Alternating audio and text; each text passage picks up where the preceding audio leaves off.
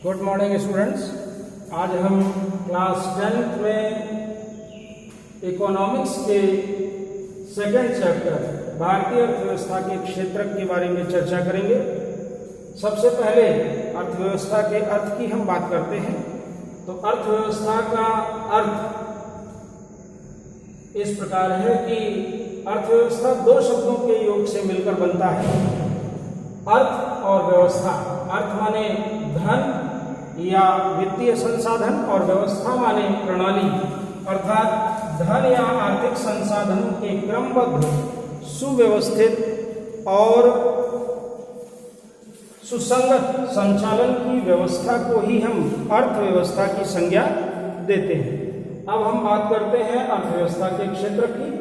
तो अर्थव्यवस्था को क्षेत्र की दृष्टि से हम निम्नलिखित 4 भागों में बांटते हैं।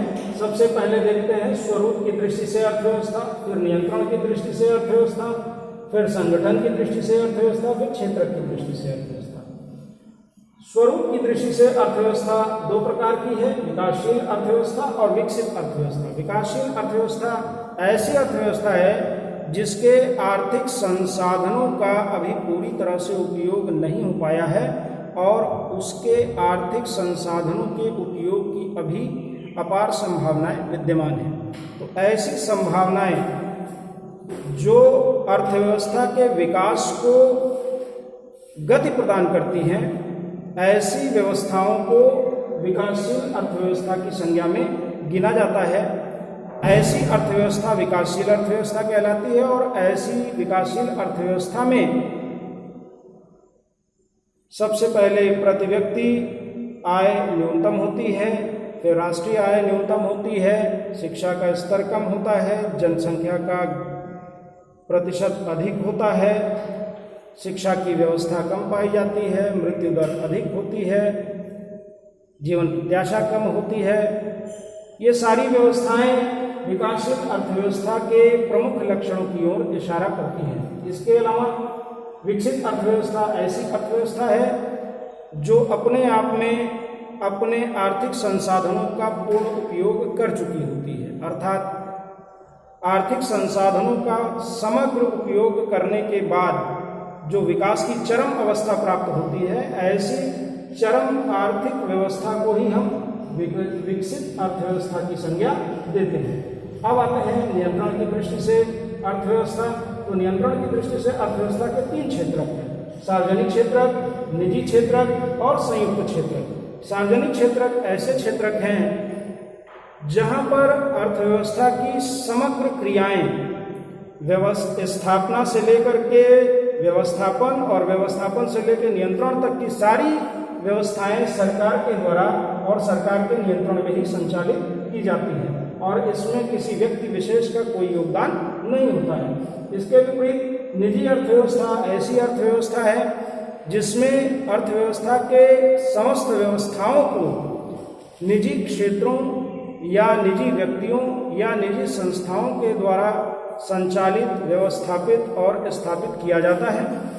निजी अर्थव्यवस्था का उद्देश्य आर्थिक लाभ का अर्जन करना और आर्थिक रूप से अपने आप को समृद्ध बनाना होता है, जबकि संयुक्त अर्थव्यवस्था एक ऐसी अर्थव्यवस्था है जिसमें सार्वजनिक और निजी दोनों क्षेत्र की अर्थव्यवस्थाओं के लक्षण पाए जाते हैं, अर्थात वहाँ पर सरकार और निजी क्षेत्र दोनों मिलकर कार्य करते हैं। इस प्रकार जो संयुक्त अर्थव्यवस्था है उसमें सार्वजनिक क्षेत्र और निजी क्षेत्र दोनों ही अर्थव्यवस्थाओं के लक्षण सम्मिलित रूप से पाए जाते हैं। भारत की अर्थव्यवस्था संयुक्त अर्थव्यवस्था के मापदंड पर खरी उतरती है। अब बात करते हैं संगठन की दृष्टि से अर्थव्यवस्था की। तो संगठन की दृष्टि से अर्थव्यवस्था के 2 प्रमुख क्षेत्रक हैं, संगठित क्षेत्रक और असंगठित क्षेत्रक।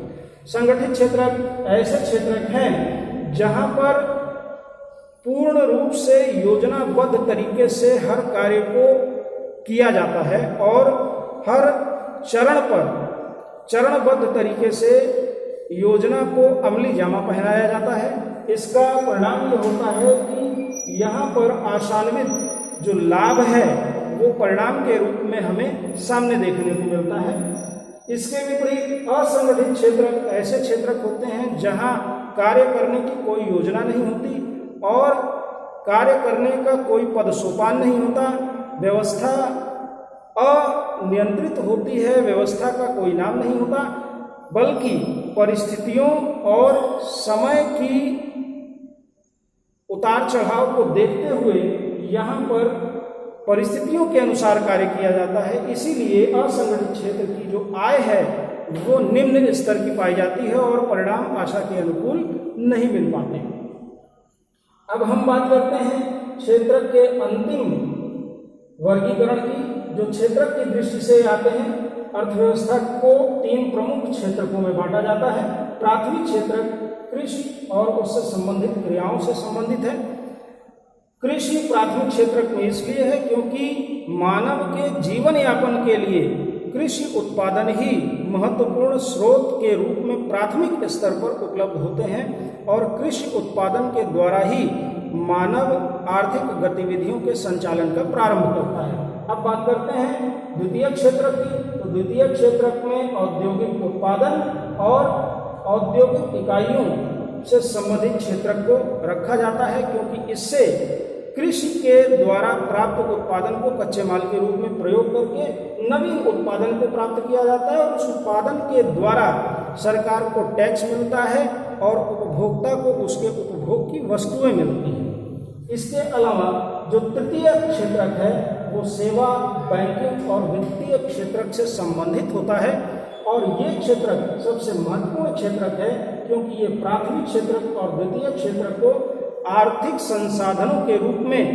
तरलता प्रदान करता है और आधारभूत सुविधाओं का सृजन करता है। तो इस प्रकार हमने भारतीय अर्थव्यवस्था के क्षेत्रकों का एक समग्र अध्ययन किया।